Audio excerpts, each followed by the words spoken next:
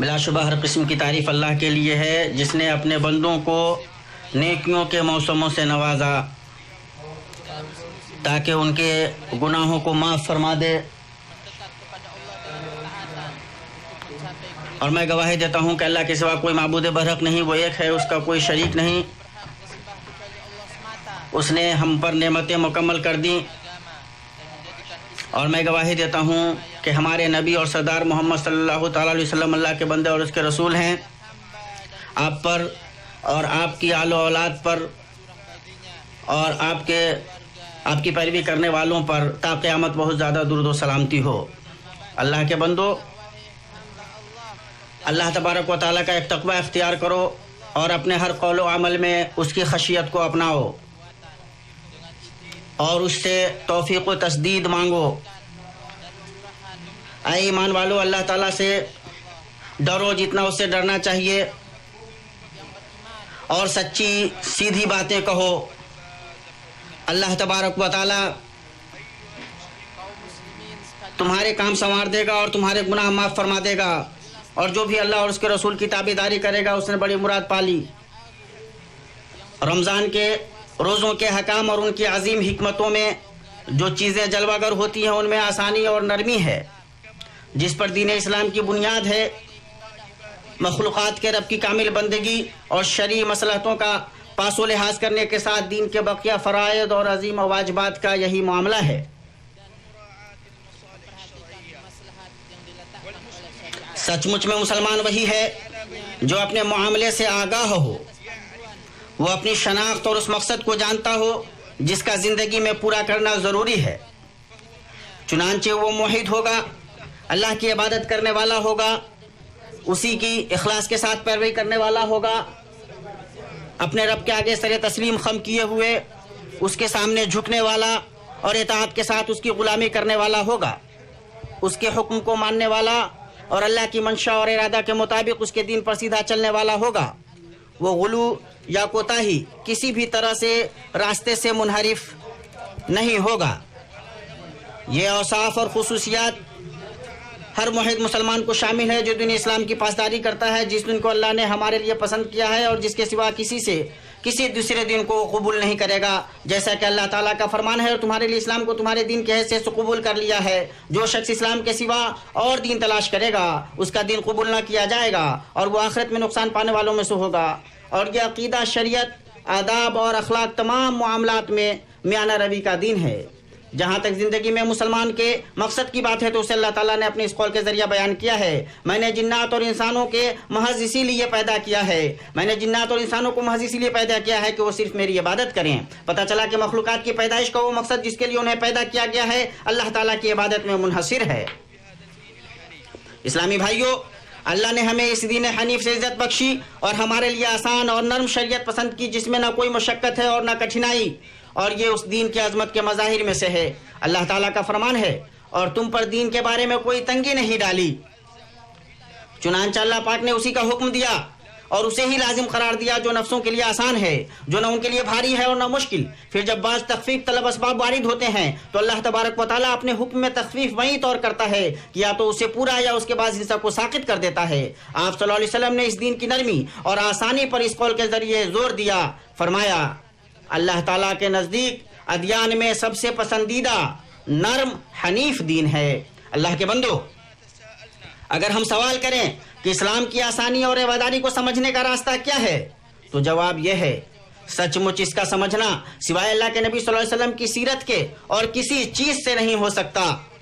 کہ سب سے اچھا طریقہ انہی کا طریقہ ہے، اور اللہ نے انہیں ایسی شریعت سے نوازا ہے جس سے مصالح و مفادات پورے ہوتے ہیں اور جو فطرت کے مطابق ہے اور جس پر عمل کرنا اور اس کی پابندی کرنا ممکن ہے۔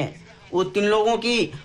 لوگوں کی حدیث میں آیا ہے جنہوں نے اللہ کے نبی صلی اللہ علیہ وسلم کی عبادت کے بارے میں پوچھا، اور جب انہیں بتایا گیا تو انہوں نے اسے کم سمجھا اور کہاں اللہ کے نبی صلی اللہ علیہ وسلم، اللہ نے تو ان کے اگلے پچھلے گناہ معاف کر دیے ہیں۔ ان میں سے ایک نے کہا میں سدا رات میں نماز پڑھوں گا، دوسرے نے کہا میں سدا روزہ رکھوں گا، بغیر روزے کے نہیں رہوں گا، اور تیسرے نے کہا میں عورتوں سے الگ رہوں گا، شادی نہیں کروں گا۔ پھر آپ صلی اللہ علیہ وسلم آئے تو آپ صلی اللہ علیہ وسلم نے فرمایا کیا تم ہی لوگوں نے ایسی ایسی بات کہی ہے؟ اللہ کی قسم میں تم سے زیادہ اللہ سے ڈرنے والا اور اس کا تقوی اختیار کرنے والا ہوں، لیکن میں روزہ بھی رکھتا ہوں اور روزہ نہیں بھی رکھتا ہوں، نماز بھی پڑھتا ہوں اور سوتا بھی ہوں، اور عورتوں سے شادی بھی کرتا ہوں، سو جو میری سنت سے اعراض کرے گا اس کا مجھ سے رشتہ نہیں۔ سنت رسول صلی اللہ علیہ وسلم اسی طرح ہے افراط و تفریط کے بیچ، اور جو کوئی اس دین کے حسن، رونق، شفافیت، تازگی، آسانی اور سہولت پر غور کرے گا وہ اسے مضبوط تھامنے میں، اس کی تعظیم کرنے میں اور اس کے عقائد، احکام، آداب اور اخلاق کو بجا لانے میں اور بڑھ جائے گا۔ اللہ کے بندو، ممکن ہے کہ لوگوں کے ہاں ایسی صورتحال پائی جائے جو اس صحیح شرعی مفہوم کے خلاف ہو۔ اللہ کے نبی صلی اللہ تعالی علیہ وسلم نے ایک آدمی کو دھوپ میں کھڑا ہوا دیکھا، آپ نے اس کے بارے میں پوچھا تو لوگوں نے بتایا یہ ابو اسرائیل ہیں، انہوں نے نظر مانی ہے کہ یہ کھڑے رہیں گے، بیٹھیں گے نہیں، نہ ہی سائے کے نیچے آئیں گے، روزہ رکھیں گے اور بات نہیں کریں گے۔ تو آپ صلی اللہ علیہ وسلم نے حکم دیا کہ وہ بیٹھیں، سائے کے نیچے آئیں اور بات کریں اور اپنا روزہ پورا کریں۔ آپ صلی اللہ علیہ وسلم نے کھڑے رہنے، دن بھر نہ بولنے اور دھوپ میں رہنے کو ایسی قربت و اطاعت نہیں بنایا جس کا پورا کرنا ضروری ہو۔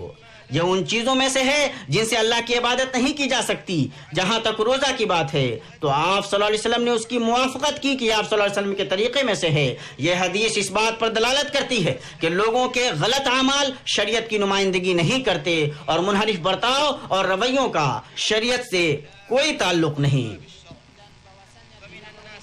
لوگوں میں ایسے بھی ہیں جنہوں نے غلو کیا، تشدد سے کام لیا اور دین میں وہ چیزیں لائیں جو خاتم الانبیاء والمرسلین محمد صلی اللہ علیہ وسلم لے کر نہیں آئے، اور انہوں نے آپ صلی اللہ علیہ وسلم کے طریقوں کو چھوڑ کر دین میں نئی نئی چیزیں اور بدعتیں ایجاد کر لیں جن کی کوئی اصل نہیں، اور خود کو ایسی زنجیروں اور بیڑیوں میں جکڑ لیا جنہیں ہمارے رب نے مشروع نہیں کیا۔ یہ لوگ زیادہ مستقیم سے منحرف ہو گئے اور ان کے اعمال خود انہی کے منہ پر مار دیے جائیں گے۔ آپ صلی اللہ علیہ وسلم نے فرمایا بلا شبہ دین آسان ہے، اور جو شخص دین میں سختی اختیار کرے گا تو دین اس پر غالب آ جائے گا۔ اس حدیث کے اندر دین میں تشدد اختیار کرنے سے ممانعت ہے کہ انسان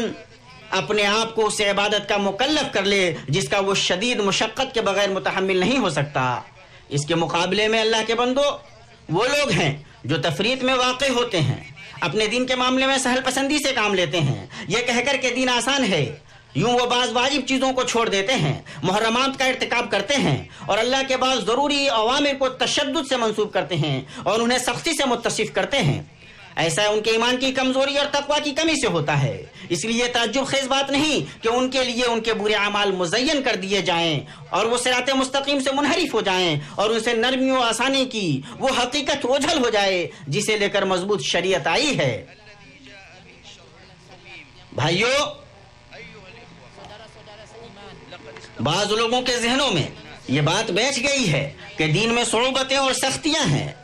یہ ایک ایسی سوچ ہے جسے دین کے دشمن رائج کرتے ہیں اور یہ گمان کرتے ہیں کہ دین اسلام ہی وہ قیود اور بیڑیاں ہیں جنہوں نے امت مسلمہ کو پیچھے کر دیا ہے اور اسے بٹھا کر رکھ دیا ہے۔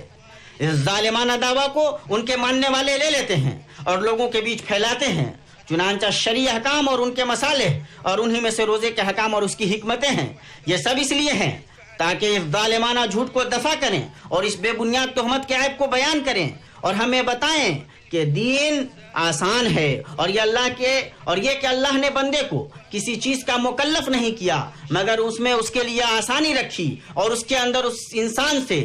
تنگی کو دور کیا، اور شریعت کے احکام ایسے کیسے نہ ہوں جبکہ اللہ زیادہ جانتا ہے کہ انسانی نفس کے زیادہ موافق کیا ہے اور بندوں کے لیے کیا درست ہے، اور وہ اللہ پاک اپنے بندوں پر زیادہ مہربان ہے۔ چنانچہ اس نے روزہ میں موجود فوائد اور دنیاوی و اخروی مسالے کے پیش نظر مسلمانوں پر اسے اسی طرح فرض کیا جس طرح اس نے ان سے پہلے لوگوں پر فرض کیا، اور اللہ کی حکمت کا تقاضا یہ ہوا کہ اس کی مشروعیت بتدریج کئی مرحلوں میں ہو۔ اس کا آخری مرحلہ یہ تھا کہ اس مرض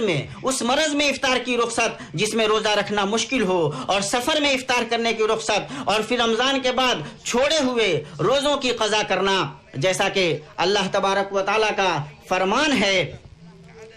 اللہ تعالیٰ کا ارادہ تمہارے ساتھ آسانی کا ہے، سختی کا نہیں۔ اسی طرح روزوں کے دن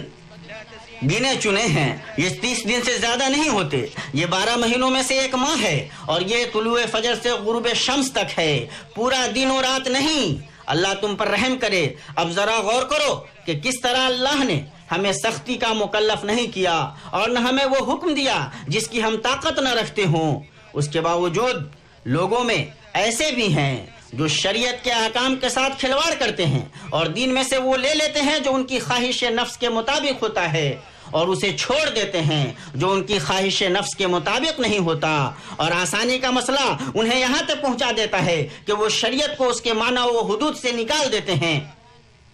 اور حکام شریعت کے ساتھ ہیلا بازی کرتے ہیں، اور یہ مذاق اڑانے کی صورتوں میں سے ہے اور بنی اسرائیل کے طریقوں میں سے ہے جنہوں نے کم ترین ہیلوں کے ذریعہ ان چیزوں کو حلال کر لیا جنہیں اللہ نے حرام قرار دیا تھا، جن چیزوں کا انہیں حکم دیا گیا تھا ان کے بعض پر ایمان رکھا اور بعض کے ساتھ کفر کیا۔ اللہ نے اپنے اس قول کے ذریعے ان کے عیب کو بیان کیا، کیا بعض احکام پر ایمان رکھتے ہو اور بعض کے ساتھ کفر کرتے ہو۔ اسی طرح شریعت کے کمال اور اس کی عظمت میں سے یہ ہے کہ اس نے تمام احکام کا احاطہ کیا ہوا ہے، جن میں روزے کے احکام اور اس کے نت نئے مسائل اور اس کے تمام احکام میں جو نئی صورتحال پیش آتی ہے وہ سب شامل ہیں۔ روزہ دارو، ہم ماہ رمضان سے جو چیزیں سیکھتے ہیں ان میں سے ایک ہمارا اپنے عقیدہ اور شریعت میں دوسروں سے نمایاں ہونا ہے۔ اللہ تعالیٰ کا فرمان ہے، اے ایمان والو، تم پر روزہ رکھنا فرض کیا گیا جس طرح تم سے پہلے لوگوں پر فرض کیے گئے تھے۔ اللہ نے اہل کتاب پر جو روزہ وغیرہ فرض کیا تھا اور اس کا حکم دیا تھا اس میں اہل کتاب نے تبدیلی کر دی اور تحریف سے کام لیا، اور اللہ تعالیٰ نے اس امت کو دین کے احکام میں تبدیلی و ترمیم سے بچا لیا۔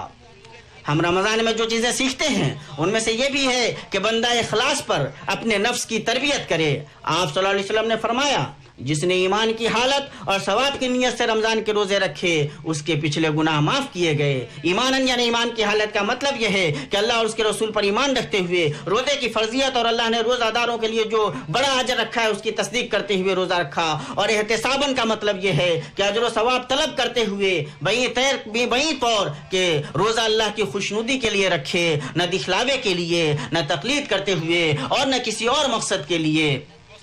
اور روزہ قوت ارادہ اور ایمانی شعور کو مضبوط بنانے پر نفس کی تربیت کا سنہری موقع ہے کہ بندہ اپنے نفس کو دباتا ہے اور بھوک پیاس اور شہوت پر صبر کرتا ہے اور اس کے اندر مانوس چیزوں کے چھوڑنے پر نفس کی تربیت کرتا ہے، جیسا کہ حدیث قدسی میں ہے، بندہ اپنی شہوت اور کھانے کو میری وجہ سے چھوڑتا ہے۔ اللہ کے بندو، اللہ کے فضل و احسان میں سے ہے کہ اس نے ماہ رمضان کو اپنے بندوں کے لیے مسابقے کا میدان بنایا۔ اس ماہ میں بندے اللہ کی اطاعت کے ذریعے اس کی خوشنودی کے حصول میں باہم سبقت کرتے ہیں۔ اللہ تمہیں توفیق دے، بھلائیوں کی طرف پیش قدمی کرو اور اپنے احوال کی اصلاح کرو۔ ابو ذر رضی اللہ عنہ اپنے ساتھیوں کو ایک روز نصیحت کی تو انہوں نے کہا، بلا شبہ قیامت کا سفر طویل ہے، چنانچہ وہ لو جو تمہارے لیے درست ہو۔ سخت گرمی والے دن کا روزہ قیامت کے دن کی گرمی سے بچنے کے لیے رکھو، قبروں کی تاریکی سے بچنے کے لیے رات کی تاریکی میں 2 رکعت پڑھو، اور کٹھنائی کے دن کے لیے چھپا کر صدقہ دیا کرو۔ اور جب احنف بن قیس سے کہا گیا کہ آپ بوڑھے آدمی ہیں اور روزہ آپ کو کمزور کر دے گا، تو انہوں نے کہا، میں لمبے سفر کے لیے تیاری کر رہا ہوں اور اللہ کی اطاعت پر صبر کرنا اس کے عذاب پر صبر کرنے سے زیادہ آسان ہے۔ اے اللہ، ہمیں خواب غفلت سے بیدار کر، انتقال سے قبل تقوی کا توشہ لینے کی توفیق بخش، اور مہلت کے ایام میں ہمیں وقتوں کو غنیمت جاننے کی توفیق دے، اور ہمیں مہلت کے ایام میں وقتوں کو غنیمت جاننے کی توفیق دے۔ میں اپنی یہ بات کہتا ہوں اور اپنے لیے اور آپ کے لیے تمام گناہوں سے توبہ کرتا ہوں، اللہ تبارک تعالیٰ کی مغفرت طلب کرتا ہوں۔ آپ بھی اس کی جناب میں توبہ کیجیے اور مغفرت طلب کیجیے، بلا شبہ وہ بہت بخشنے والا مہربان ہے۔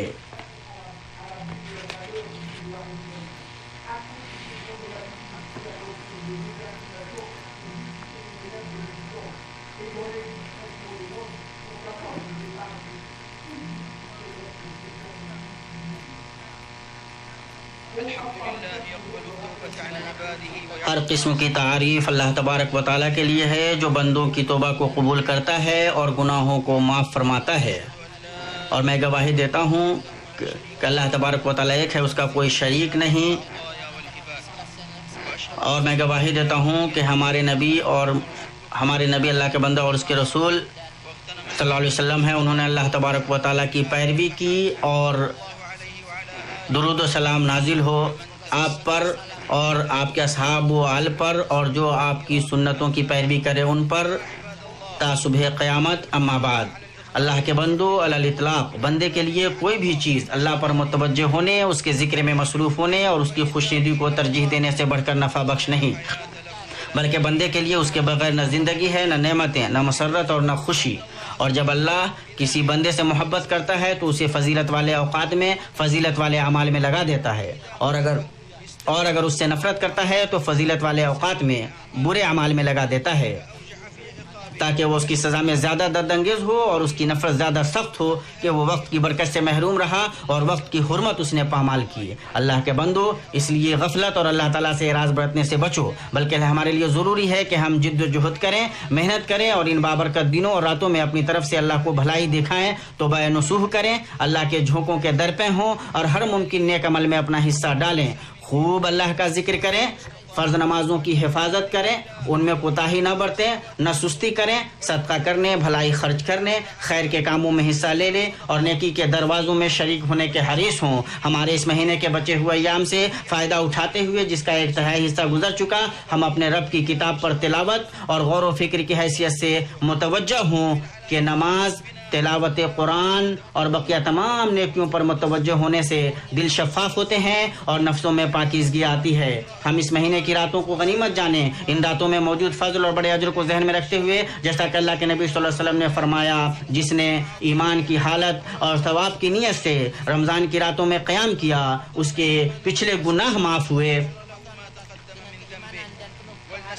ہم محتاجوں کی ضرورتوں کو پورا کرنے اور مسکینوں کی خبر گیری کرنے کی کوشش کریں کہ رمضان صدقہ کرنے والوں کا موسم ہے اور خرچ کرنے والوں اور دینے والوں کے لیے اچھا موقع ہے. امام شافعی رحمہ اللہ کہتے ہیں، میں رسول اللہ صلی اللہ علیہ وسلم کی پیروی میں اور اس لیے کہ رمضان میں لوگوں کو اپنے مسالے کی ضرورت ہوتی ہے اور بہت سے لوگ نماز روزے میں مشغول ہونے کی وجہ سے اپنی معیشت میں نہیں لگ پاتے، آدمی کے لیے پسند کرتا ہوں کہ وہ رمضان میں زیادہ سخاوت کرے. اللہ کے بندو، اور ہم دوسروں کو ہر قسم کا نفع پہنچانے کی طرف پیش قدمی کریں اور ان سب نفع میں سب سے بڑھ کر نفع بھلائی کی طرف ان کی رہنمائی اور ان کو نصیحت کرنا ہے. اس میں جاہل کو تعلیم دینا، بھٹکے ہوئے کو راستہ دکھانا، گناہگار کو نصیحت کرنا، غافل کو تنبیہ کرنا اور بھولے ہوئے کو یاد دلانا سب شامل ہے. اور نفع، فائدہ اور بھلائی پانے کے سب سے زیادہ مستحق آدمی کے ماتحت لوگ ہیں. اللہ کے بندو، اپنی بیوی، بیٹوں، بیٹیوں اور جو آپ کے ماتحت ہیں ان کا خیال رکھیں، ان کے ساتھ بھلائی کر کے، انہیں نصیحت اور ان کی رہنمائی کر کے، ان کی اصلاح کی کوشش کر کے انہیں بھلائی کا حکم دے کر اور انہیں برائی سے روک کر ان سب میں ان کے ساتھ نرمی برتیں، انہیں اپنی محبت و شفقت کا احساس دلائیں، انہیں بھلائی کے کاموں، وقتوں کو غنیمت جاننے اور مفاسد و منکرات سے دور رہنے پر ابھاریں اور انہیں برے ساتھیوں، ناجائز رشتوں، غیر مفید چینل، ویب سائٹس اور فورم سے ڈرائیں جن سے ان میں عقیدے، فکر اور برتاؤ کے انحرافات اور اخلاقی، تربیتی اور سماجی خرابیاں پیدا ہو سکتی ہیں. مسلمانوں، جو چیزیں رمضان کی بہار کو مقدر کرتی ہیں اور اس کی روحانیت کو ختم کرتی ہیں اور عبادت کے اثر کو ضائع کرتی ہیں، ان میں سے اس کے دن و رات میں وقتوں کو گناہوں، حقیر چیزوں، لہو و لعب اور ان چیزوں میں ضائع کرنا ہے جن میں کوئی فائدہ نہیں. چنانچہ حرام باتیں زبان سے نکالنا، حرام کو سننا اور حرام کو دیکھنا، یہ ساری چیزیں بندے کے دل کے نقصان، بگاڑ اور نفع بخش چیز سے اسے الگ کر دینے کا ذریعہ بنتی ہیں. تو اے وہ شخص جسے اس کے نفس نے گناہوں کو مٹانے اور مغفرت والے مہینے میں برائیوں کے ارتکاب کی دعوت دی ہے، تو اپنے رب کا تقوی اختیار کر. وہ تجھے دیکھ رہا ہے، اس سے شرم کر اور اس کی نافرمانی نہ کر اور اس کے حکم کی مخالفت نہ کر. اس نے تجھے رمضان میں پہنچا کر تجھے عزت بخشی، اس حال میں کہ تو عافیت میں ہے، صحیح سالم ہے، جبکہ اس بیچ بہت سے وہ لوگ رہے جن کے اور رمضان کے بیچ موت حائل ہو گئی اور وہ رمضان کو نہ پا سکے. بعض ایسے بھی ہیں جو رمضان کو تو پا گئے لیکن وہ روزہ اور اس رمضان کو غنیمت جاننے سے عاجز ہیں. پھر تو بابرکت عظیم رمضانی پکار کے احساس میں کہاں ہے؟ اے خیر کے جویا آگے بڑھ، اے برائی کے جویا رک جا. اے اللہ کے بندے، اے جو اپنی خواہشوں کا اسیر ہے، اے جس نے اپنی خلوتوں میں اللہ کی نافرمانی کی ہے، اے جو جس کی عمر کے دن گنے چنے ہیں، اس کی سانسیں محدود ہیں، اے کم ساز و سامان کے باوجود بہت زیادہ کوتاہی کرنے والے، اے بہت اسراف کرنے والے، بہت ضائع کرنے والے، جیسے کہ میں دیکھ رہا ہوں کہ جلد ہی تجھے ایک حال کے بیچ قوت و قدرت کے پوشاک اور استطاعت کے زور سے محروم پھینک دیا گیا ہے اور ہولناک ترین کیفیت میں منکر نکیر آ گئے ہیں اور تو اس کھیتی کے پھل کاٹنے لگا ہے اور تو تمنا کرنے لگا ہے کہ کاش تو اطاعت کے ایک لمحے پر قادر ہوتا، اور تو کہہ رہا ہے اے اللہ مجھے لوٹا دے، لیکن تیری بات مانی نہیں جا رہی، اس لیے اپنے نفس کو جان اور اسی گھڑی ان گناہوں سے توبہ کا اعلان کر، اسی گھڑی اپنے گناہ سے توبہ کا اعلان کر۔ بلا شبہ اللہ اس کے فرشتے نبی صلی اللہ علیہ وسلم پر رحمت بھیجتے ہیں، اے ایمان والو تم بھی ان پر خوب خوب درود اور سلام بھیجتے رہا کرو۔ اے اللہ درود و سلام نازل فرما محمد صلی اللہ علیہ وسلم پر، آپ کی آل و اولاد پر اور آپ کے اصحاب پر، جیسا کہ تو نے درود و سلام نازل فرمایا ابراہیم پر اور آل ابراہیم پر۔ بلا شبہ تو قابل ستائش ہے۔ اے اللہ اسلام اور مسلمانوں کو غلبہ عطا کر۔ اے اللہ اے اللہ اللہ اے اللہ اے اللہ کافروں کو رسوا کر، اے اللہ دین کے دشمنوں کو رسوا کر، اے اللہ اے اللہ تو اسلام اور مسلمانوں کے دشمنوں سے مسلمانوں کی حفاظت فرما اور تو ان کے لیے کافی ہو جا۔ اے اللہ اے اللہ اے اللہ اے اللہ تو ہمیں فتنوں سے بچا، اے اللہ زنا سے بچا، اے اللہ زلزلوں سے بچا، اے اللہ اس ملک کو اور بقیہ تمام مسلمانوں کے ملکوں کو اے اللہ تمام قسم کی وباؤں سے بچا۔ اے اللہ ہمارے سربراہوں کو تو اپنے دین کو نافذ کرنے کی توفیق دے۔ اے اللہ ان کی اصلاح فرما۔ اے اللہ ہماری سربراہی انہیں دے جو تیرا خوف کھائیں۔ اے اللہ ہمارے حکمران کو اس کی توفیق دے جو تیری مرضی اور منشا کے مطابق ہو۔ اے اللہ تو انہیں تقوی کی راہ پر چلا۔ اے اللہ ہم تجھ سے عفو و عافیت مانگتے ہیں۔ اے اللہ دین و دنیا میں تجھ سے عافیت طلب کرتے ہیں۔ اے اللہ ہم تیری نعمت کے زوال سے پناہ چاہتے ہیں۔